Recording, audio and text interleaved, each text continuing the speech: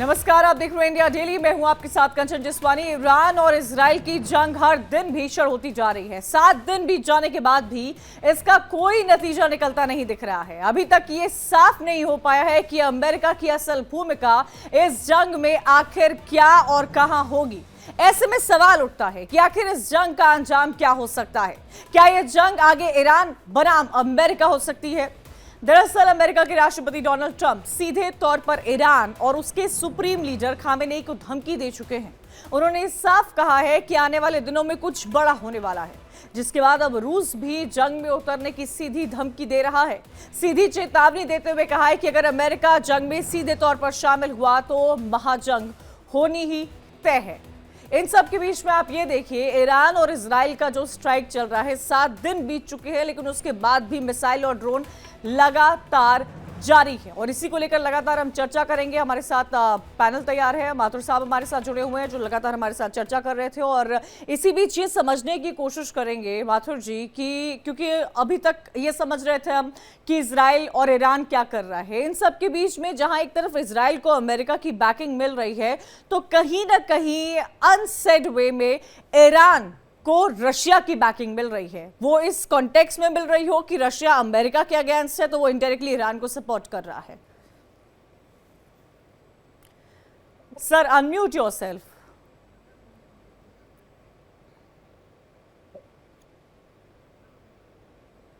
माथुर जी, मुझे आपकी आवाज नहीं मिल पा रही है, अनम्यूट कर लीजिए प्लीज सर।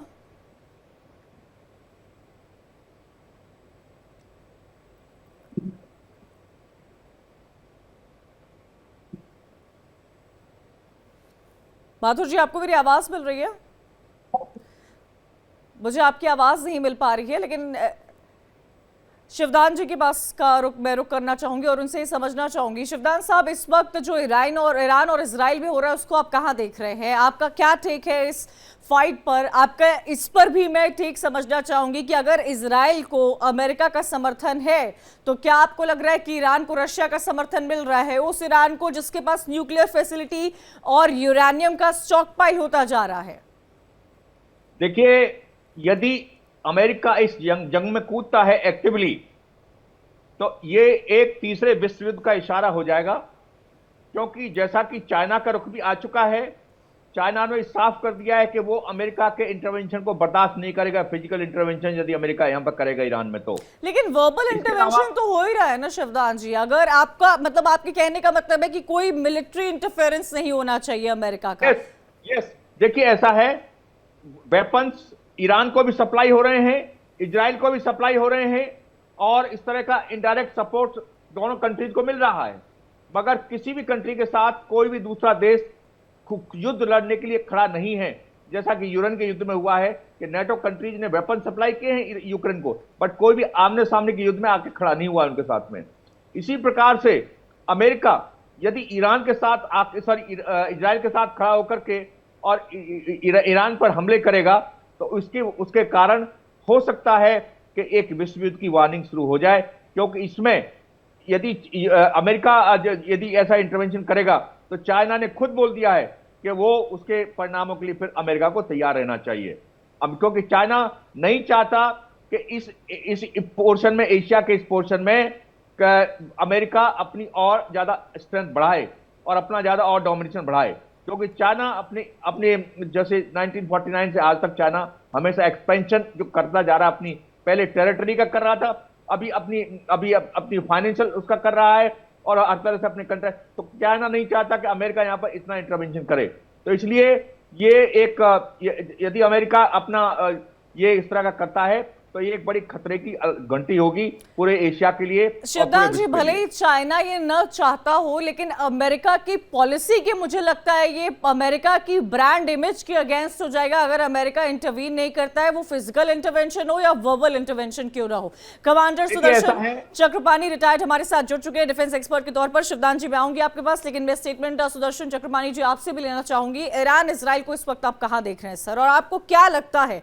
मैं ये भी समझना चाहती हूं कि इस वॉर का फ्यूचर आपको क्या नजर आता है? क्या रशिया और यूक्रेन जैसी स्थिति होगी जो सालों साल चली जा रही है, बीच में कुछ वक्त के लिए सीज फायर आएगा, उसके बाद चली जाएगी, कुछ मुल्क जो है वो ईरान को सपोर्ट करेंगे, कुछ इजराइल को सपोर्ट करेंगे, या या फिर ये वॉर आपको अलग नजर आ रहा है? सबसे पहले देखिए, नमस्कार, जय हिंद, जय भारत। देखिए, मैं सिंपल सी चीज आपको बताता हूं। आपने सबसे सही तरीके से स्टार्ट किया। क्या अमेरिका की धमकी के बाद चीन और रूस अंदर आएंगे ये ईरान के समर्थन में? इसका जवाब है नहीं, फ्लैट नो। ये देखिए, अब रूस का क्या स्टेटमेंट था कल। उसने ये कहा था, हमने एक स्ट्रेटेजिक पार्टनरशिप की है, लेकिन इसका ये मतलब नहीं है कि हम उसको मिलिट्री सपोर्ट में खुद वहां पे घुसेंगे। उसने वहां से कन्नी काट ली। चाइना, उसने $4 बिलियन दिए हुए हैं या इन्वेस्ट किए हुए हैं ईरान में, जबकि उसको करने थे 400 बिलियन वो संधि के रूप में। उसने सिर्फ 4 किए हैं। और चीनी जो वहां पे लोग हैं वो सबके सब भाग खड़े हुए हैं, वो सबके सब अजरबैजान के रास्ते वापस जा रहे हैं। चाइना बिल्कुल साफ साफ एक काम करता है, वो है कि वो हल्ला मचाएगा, अपने वेपन दिखाएगा, लेकिन लड़ेगा नहीं। जहां भी उसने लड़ा है, उसकी एक्चुअल हॉट वॉर उसने लास्ट की थी वियतनाम में कई दशक पहले। उसके बाद 3 बार एक्चुअली, सुंदरांचू इंसिडेंट में, उसके बाद हमारे पास गलवान, उसके पहले सॉरी ये सिक्किम में, और फिर गलवान में, तीनों बार मुंह की खाई है। अब चीन के पास वो क्षमता नहीं है फिजिकल लड़ाई लड़ने की। उसके पास वेपन्स हैं, लेकिन बाकी नहीं है, दिल नहीं है, कलेजा नहीं है, और लड़ने के लिए कलेजा बहुत जरूरी होता है। तीसरी बात, क्या चाइना के पास फाइनेंशियल मसल है? आज की तारीख में चाइना का जो फाइनेंशियल सिचुएशन है वो बहुत ही खस्ता है। उसका जीडीपी उसका जो इंटरनल डेट है वो 300% जीडीपी का है। वहां पे जो अनएम्प्लॉयमेंट है वो 25% से ज्यादा है। वहां पे लोग नाखुश हैं और सीसीपी के खिलाफ खड़े होने के लिए, बगावत के लिए कभी भी खड़े हो जाएंगे। तो चाइना के अंदर ये क्षमता नहीं है कि वो वहां पे जाके लड़े। क्या मैं रोकना चाहूंगी क्योंकि आपने चाइना की ये बात की है। मैं आपसे ये भी समझना चाहती हूँ कमांडर सुदर्शन चक्रपाणी, क्या चाइना में चाइना की गवर्नमेंट के खिलाफ आवाज उठाना इतना आसान है? नहीं, लेकिन देखिए, आदमी, इंसान, ये आप मान के चलिए, अगर एक देश बनता है तो वो लोगों से बनता है। चाइना की जो पॉपुलेशन है, उसने माओ के साथ और उसके बाद डेंग ज़ियाओपिंग के साथ एक समझौता किया था। एक लिखा तो कहीं भी नहीं है, लेकिन समझौता था, हम आपको अपनी इंडिपेंडेंस देंगे, आप हमको इकोनॉमिक वेलबींग दें। इकोनॉमिक वेलबींग कहां है उनके पास? अनएम्प्लॉयमेंट 25% से ज्यादा। वहां के जो आम नागरिक हैं वो कह रहे हैं, टेंग पिंग एक नाम है उनका, जिसको कहते हैं लाई फ्लैट, हम काम नहीं करते, हम कुछ नहीं करते। उनका डेमोग्राफी जो है इतनी बुरी तरह गिर रही है कि उसका अंदेशा हिंदुस्तान में आज सैडली नहीं है। तीसरी बात, वहां पे जो है एक फैमिली में लोग शादी नहीं कर रहे हैं। क्यों नहीं कर रहे हैं? क्योंकि लड़कों को लगता है या लड़की को लगता है कि मुझे सिर्फ अपने माँ बाप को नहीं, अपने माँ बाप, उनके ग्रैंड पेरेंट्स और इतनी एक्सटेंडेड फैमिली को देखना है। और बच्चा अगर पैदा करते हैं तो वो बहुत ही महंगा पड़ता है। इसलिए चाइना में डेमोग्राफी जो है वो बहुत बुरी तरह क्रैश कर रही है। ठीक है, तो इस वजह से चाइना के अंदर वो कलेजा नहीं है कि वो जाके कहीं और लड़े। रशिया वैसे ही यूक्रेन में घिरा हुआ है, वो उसके लिए उसके लिए एग्जिस्टेंस की लड़ाई है। वो उसको अपनी लड़ाई छोड़ के ईरान में आएगा किस लिए? तीसरी बात, ये मत भूलिए, 3 ही दिन पहले ट्रंप और पुतिन की बात हुई थी। उस बातचीत में मेरा अपना मानना है कि उन्होंने आपस में समझौता कर लिया कि भाई साहब, आप ईरान में जो करना है आप करें, हम यूक्रेन में जो करना है हम करेंगे, आप हमें ना दखल दें, हम आपको दखल नहीं देंगे। एक और चीज, ट्रंप देखिए G7 की मीटिंग छोड़ के जल्दी वापस आ गए। क्यों? उसी समय एक खिचड़ी पक रही थी। खिचड़ी ये थी कि किसी ना किसी तरह से ट्रंप महाराज ये कह सके कि हमने कुछ किया है with respect to India Pakistan, और वो कोशिश कर रहे थे कि मोदी जी पे टोपी लगा दे और मोदी जी को लंच पे बुला लें, उसी लंच पे जब मुनीर था, और उसके बाद कुछ भी झूठ बोलेंगे कुछ आएगा नहीं उसका। मोदी जी ने उनको टोपी उल्टी उनको पहना दी, लेकिन 35 मिनट की बातचीत हुई है दोनों के बीच में मुनीर के आने से पहले, डेफिनेटली। और रीड आउट देखिए, उसमें साफ लिखा है कि हमने ईरान और इजराइल के युद्ध के बारे में बात की है, रशिया यूक्रेन की बात की है, पाकिस्तान की बात की है। तो क्या बात हुई होगी? ठीक है बात सर, यही हुई होगी कि आप जो है उन्होंने बात कर लिया होगा, देखो आप है ना मुल्ला मुनीर को कुछ देने वाले हैं, कुछ पैसे देंगे, कुछ ये करेंगे, क्योंकि हमें पाकिस्तान की जमीन चाहिए है अपने नेक्स्ट स्टेप के लिए, एंड दैट इज ईरान में तख्ता पलट। ये मान के चलिए ईरान में तख्ता पलट होने वाला है। ठीक है शिवदान जी, अब जिस तरह से अमेरिका वर्बल तौर पर तो फ्रंट फुट पर है ही, क्लियरली फ्रंट फुट पर है, आप फिजिकल मिलिट्री इंटरवेंशन की बात कर रहे हैं, लेकिन वर्बल स्टेटमेंट, प्रेसिडेंट का स्टेटमेंट आना, ये दर्शा रहा है कि इजराइल को पूरी बैकिंग मिली है अमेरिका से। और कहीं ना कहीं माथुर साहब का तो ये भी कहना है कि ये पूरी जंग जो है वो अमेरिका की ही वजह से शुरू हुई है। इन सब के बीच में शिवदान जी, क्या आपको लगता है कि इजराइल ने ईरान की न्यूक्लियर फैसिलिटीज पूरी तरह से तबाह कर दी है और जो बची कुची है उससे उसको अमेरिका का समर्थन मिल रहा है इजराइल को? देखिए, ईरान की जो न्यूक्लियर फैसिलिटीज हैं वो आउटसाइड इंफ्रास्ट्रक्चर को डैमेज किया है ईरान ने, जैसे इलेक्ट्रिक कनेक्शन है और जो कोई वाटर सप्लाई वगैरह इस तरह की। मगर जो एक्चुअल जो यूरेनियम का जो इनरिचमेंट है वो काफी जमीन के अंदर जाके ईरान कर रहा है, पहले से ही प्रिकॉशन ली हुई है ईरान ने। और वहां पर काफी कंक्रीट का ऐसा बेस बनाए हुए हैं जिन पर कि नॉर्मल जो मिसाइल्स है, नॉर्मल बॉम्ब जो हैं वो कुछ हमला असर ना कर सके। तो अभी तक केवल आउटवर्ड जो उसका आउटवर्ड इंफ्रास्ट्रक्चर है उसी को डैमेज कर पाया है इजराइल। उसका एक्चुअल जो यूरेनियम जो है, एक्चुअल जो न्यूक्लियर बॉम्ब का मटेरियल है उस तक अभी तक इजराइल के बॉम्ब नहीं पहुंचा। तो ये एक क्लियर है कि ईरान ने जो प्रोग्रेस की है अपने न्यूक्लियर बॉम्ब बनाने में, वो उसके पास अभी तक वो प्रोग्रेस बरकरार है, उसमें कोई डैमेज नहीं हुआ है। क्या माथुर जी, क्या वो आगे बढ़ता जा रहा है? ईरान अब भी एक तरफ इजराइल जो है अटैक कर रहा है, स्ट्राइक कर रहा है, मिसाइल अटैक कर रहा है, ड्रोन अटैक कर रहा है, और वहीं अंडरग्राउंड लेवल पर क्या ईरान अब भी लगातार न्यूक्लियर बम बनाता जा रहा है? देखिए, मैं आपको एक बात बताता हूं कंचन, क्या होता है कि जब आप न्यूक्लियर फैसिलिटी की बात करते हैं तो न्यूक्लियर फैसिलिटी असल में है क्या? आपको हार्डवेयर जो उसका जो उसमें काम आने वाली चीजें हैं वो चाहिए, उसके अलावा आपको जो उन चीजों का प्रयोग करने वाले लोग चाहिए। 20 न्यूक्लियर साइंटिस्ट खत्म कर दिए हैं उन्होंने एक दिन में।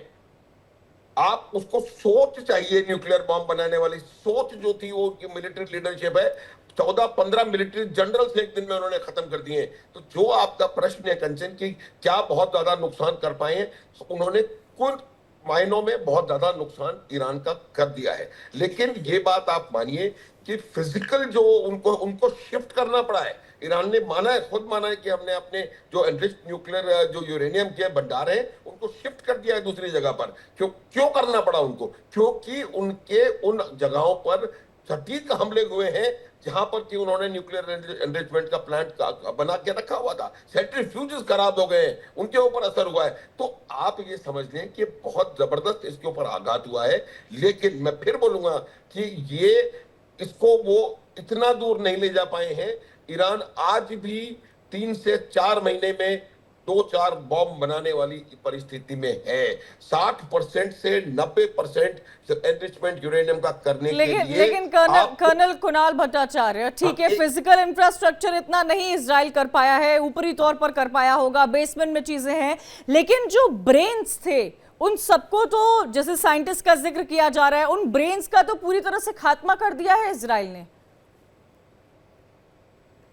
बताया है इस डिस्कशन में, ये है बिजनेस फाइट, अमेरिका का हेजेमनी और उसका दादागिरी हिंदी में मतलब ये जो सुप्रीमेसी है, तो अमेरिकन सुप्रीमेसी में ईरान आघात किया है, इसीलिए उसका ऑयल चाहिए। हमने पहले भी बोला है, ये इराक में जैसे वेपन ऑफ मास डिस्ट्रक्शन बताया था, ये हवा बना के, ये नैरेटिव बना के इराक को अटैक किया हुआ था।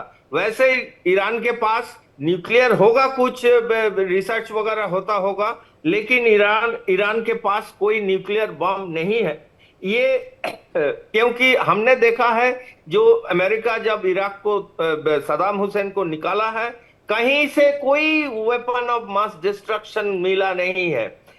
ये भी ऐसा ही है। ईरान बार बार बोल रहा है हमने न्यूक्लियर बम नहीं बनाया, नहीं बना रहा हूं, और ये बिलीव करता है इंग्लैंड, फ्रांस एंड जर्मनी। ये एक डोमिनेट करके अमेरिका ईरान का तख्त पलट करके कोई एक पपेट गवर्नमेंट बना के वो ईरान का ऑयल लेने का कोशिश करेगा। This is the fact. और ये न्यूक्लियर ये बहाना है, ये नैरेटिव है। असली उद्देश्य जो है लड़ाई का ये अलग है। ये मैं बता रहा हूं। और इजराइल का और एक धमकी बड़ा अच्छा मिला है। इजराइल का एक्स डिफेंस मिनिस्टर मेयर मासरी ये बोला है जे अभी हम ईरान को खत्म करने का बाद पाकिस्तान को खत्म करेंगे, और उसका जो न्यूक्लियर प्लांट वगैरह है, रिसर्च एक्टिविटी है, उसको खत्म करेंगे। ये भी और एक नया तरीका आ रहा है। It is very interesting. लेकिन मैं सोचता हूं ईरान अभी न्यूक्लियर बम नहीं है, और नहीं हो सकता है, लेकिन ये 15 आदमी जो सुदर्शन चक्रपाणी, आपको क्या लगता है कि ये जो ईरान और इजराइल की फाइट है, क्योंकि जियोपॉलिटिक्स में ईरान इस तरह प्लेस्ड है मिडिल ईस्ट में कि रिसोर्सफुली बहुत रिच है, उसकी डेमोग्राफी जियोग्राफी रिसोर्सफुली बहुत रिच है, और ये अमेरिका का अपना पैतरा है वहां से ऑयल एक्सट्रैक्ट करने का, क्या ये अमेरिका, आपको लगता है यूनाइटेड स्टेट्स ऑफ अमेरिका इस तरह की हरकत करेगा ऑयल निकलवाने के लिए? देखिए, उसमें कोई शक नहीं है कि अमेरिका के लिए बहुत इंपॉर्टेंट है उसका नंबर, उसका जो स्टेटस है या उसके इंटरेस्ट। उसका नंबर 1 इंटरेस्ट है कि इस्लामिक बॉम्ब ना बने। वो इस्लामिक बॉम्ब अगर वो पाकिस्तान बना रहा है तो ये मत भूलिएगा वो इस्लामिक बॉम्ब का कंट्रोल अमेरिका के पास है। 1980s में जब यूएसएसआर के खिलाफ बॉम्ब के जब यूएसएसआर को करना था, उनको यूएसएसआर को कंट्रोल करना था, तो टैक्टिकल न्यूक्लियर वेपन्स अमेरिका ने 2 रखे थे, जर्मनी, पाकिस्तान। और तब से लेके आज तक नूर खान बेस में अमेरिका के वेपन्स रहे हैं। ये बाय एंड लार्ज लोगों को पता था, बाय एंड लार्ज, और जैसे जर्मनी के पास थे। तो इसलिए पाकिस्तान से बाय एंड लार्ज यूएस जो था वो निश्चिंत था। लेकिन देखते रहिए, हर वक्त कुछ भी होता है पाकिस्तान में, पाकिस्तान आर्मी का अगर पलड़ा थोड़ा सा भी कम होता है तो यूएस पैसे दे देता है। ये लो 4 बिलियन, ये लो 1 बिलियन, ये लो और लोन, फलाना कर लो, मिसाइल ले लो, F-16 ले लो, लेकिन हम देते रहेंगे। ये पाकिस्तान के साथ यूएस करता रहा है, यही एक वजह है। ईरान ने क्या किया? ईरान ने डायरेक्टली थ्रेटन किया कि मैं जो बॉम्ब बनाऊंगा, इस्लामिक बॉम्ब, उससे मैं थ्रेटन करूंगा इजराइल को, और इजराइल के बाद ईरान जिस तरह ये जंग इजराइल के खिलाफ लड़ रहा है, क्या किसी को इतनी उम्मीद थी माथुर साहब कि इतना लंबा ईरान जो है इजराइल पर इस तरह का अटैक, मिसाइल या ड्रोन करेगा? वो इजराइल जिसका एयर ड्रोन सिस्टम जो है जग जाहिर है, जिसकी टेक्नोलॉजी विश्व में किस स्तर पर है, वो सबके सामने। मैं आपसे ये भी समझना चाहूंगी जो सवाल जो बात सुदर्शन चक्रपाणी जी कह रहे थे, और इस बात को कंटिन्यू करते हुए, क्या आपको लगता है अमेरिका, क्योंकि अमेरिका टेरर के अगेंस्ट हमेशा बात करता आया है, इस्लामिक रेडिकलाइजेशन के अगेंस्ट भी बात करता आया है, क्या आपको लग रहा है यूनाइटेड स्टेट्स ऑफ अमेरिका के प्रेसिडेंट डोनाल्ड ट्रंप का इंटरेस्ट अगेंस्ट टेररिज्म है, और इसीलिए ईरान को लेकर इस तरह की बातें सामने आ रही है? या फिर क्रूड ऑयल को लेकर ये सब जो है वो बातें अमेरिका की, ताकि अमेरिका को बेनिफिट करे, इसलिए हो रहा है? कंचन, देखिए, मैं आपको एक बात बिल्कुल साफ बता देना चाहता हूं। ऑयल अभी अमेरिका का कोई प्रायोरिटी नहीं है, ये बात आप समझ लें। आज की तारीख में अमेरिका जो है वो ऑयल एक्सपोर्ट्स में नंबर 1 पे है। अमेरिका ऑयल की वजह से हमला नहीं करेगा। मैं आपको 2-3 बातें बताता हूं जो कि बहुत आवश्यक है हमको समझने की। वो अमेरिका के 19 बेसिस हैं, छोटे बड़े मिलाकर के मिडिल ईस्ट में। अमेरिका का मिडिल ईस्ट में इंटरेस्ट है, उनके इंटरेस्ट जियोपॉलिटिकल इंटरेस्ट हैं। वो चाहते हैं कि मिडिल ईस्ट में रशिया और चाइना का इन्फ्लुएंस ना हो। उनको लगता है कि Iran can serve as a gateway for Russia and China into Middle East. Middle East में वो किसी की भी दखलंदाजी नहीं चाहते हैं, तो इसलिए और अपना अपना वो बनाए रखना चाहते हैं। इसलिए आप देखेंगे उनके बहरीन में उनके लोग हैं, यूएई में हैं, कतर में हैं, इराक में हैं, तुर्की में हैं, हर जगह तुर्की में दे हैव न्यूक्लियर प्रेजेंस। तो ये तमाम चीजें अमेरिका की बिल्कुल साफ है।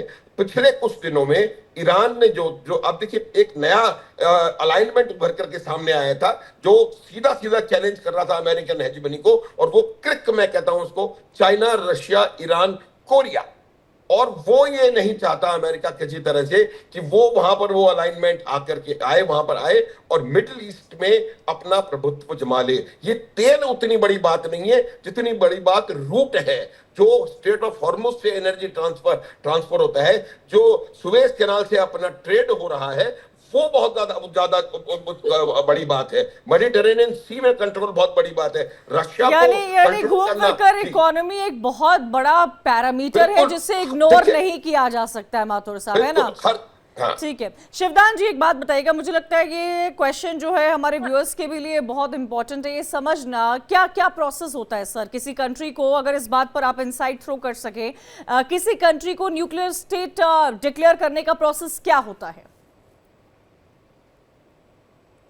अब तक हुआ है जब जो कंट्री न्यूक्लियर बॉम्ब बना लेता है, न्यूक्लियर एनर्जी को पीसफुल पर्पज के लिए इस्तेमाल पूरा विश्व कर रहा है, मगर जो कंट्री न्यूक्लियर एनर्जी को बॉम्ब बनाने के लिए इस्तेमाल करता है उसको न्यूक्लियर स्टेट माना जाता है।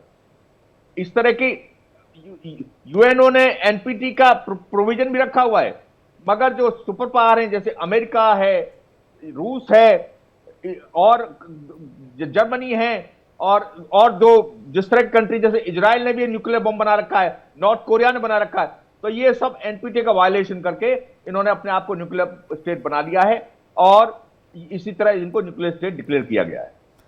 ठीक है सर। सुदर्शन चक्रपाणी जी, जो तस्वीर इस वक्त आ रही है ये उसकी तस्वीर लगातार इजराइल में जो हॉस्पिटल पर अटैक हुआ है सर ईरान की तरफ से, और हालांकि इस पर भी चर्चा की जा रही थी। कुछ देर पहले माथुर साहब भी ये कहते हुए नजर आ रहे थे कि उसी हॉस्पिटल के बगल में इजराइल का मिलिट्री सिस्टम भी था जिसको टारगेट करने की कोशिश ईरान की तरफ से शायद की गई हो, वो चूक में हो गई हो। लेकिन जब भी कुछ सिविलियन लॉस होता है और आम जनमानस, आम जनता को इसका असर होता है इस वॉर का, तो कई सारे सवाल उठते हैं और कहीं ना कहीं ह्यूमैनिटी ताक पर रहती है सर।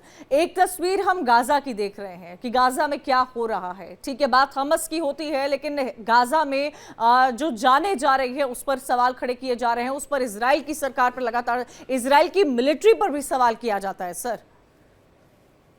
बिल्कुल किया जाता है।